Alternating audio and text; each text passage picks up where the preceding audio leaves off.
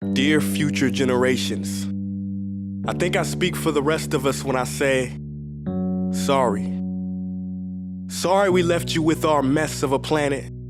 Sorry that we were too caught up in our own doings to do something. Sorry we listened to people who made excuses to do nothing. I hope you forgive us. We just didn't realize how special the earth was. Like a marriage gone wrong, we didn't know what we had until it was gone. For example, I'm guessing you probably know it as the Amazon desert, right? Well, believe it or not, it was once called the Amazon rainforest, and there were billions of trees there, all of them gorgeous, and... Oh, you don't know much about trees, do you? Well, let me tell you, trees are amazing. I mean, we literally breathe the air they are creating. They clean up our pollution, our carbon. They store and purify water, give us medicine that cures our diseases, food that feeds us, which is why I'm so sorry to tell you that we burn them down. Cut them down with brutal machines, horrific, at a rate of 40 football fields every minute. That's 50% of all the trees in the world gone in the last 100 years. Why? For this. And that wouldn't make me so sad if it weren't so many pictures of leaves on it. You know, when I was a child, I read how the Native Americans had such consideration for the planet that they felt responsible for how they left the land for the next 7 generations. Which brings me great sorrow, because most of us today don't even care about tomorrow.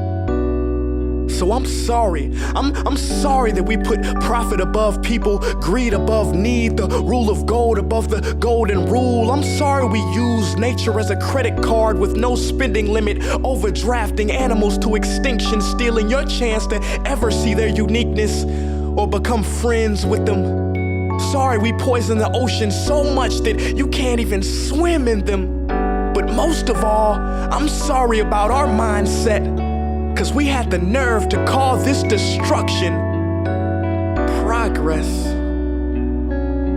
Hey Fox News, if you don't think climate change is a threat, I dare you to interview the thousands of homeless people in Bangladesh. See, while you were in your penthouse nestled, their homes were literally washed away beneath their feet due to rising sea levels. And Sarah Palin, you said that you love the smell of fossil fuels. Well, I urge you to talk to the kids of Beijing who are forced to wear pollution masks just to go to school. See, you can ignore this, but the thing about truth is, it can be denied, not avoided. So I'm sorry, future generations. I'm sorry that our footprint became a sinkhole and not a garden. I'm sorry that we paid so much attention to ISIS and very little to how fast the ice is melting in the Arctic. I'm sorry we doomed you, and I'm sorry we couldn't find another planet in time to move to. You know what? Cut the beat. I'm not sorry. This future, I do not accept it, because an error does not become a mistake until you refuse to correct it. We can redirect this. How? Let me suggest that if a farmer sees a tree that is unhealthy, they don't look at the branches to diagnose it, they look at the root.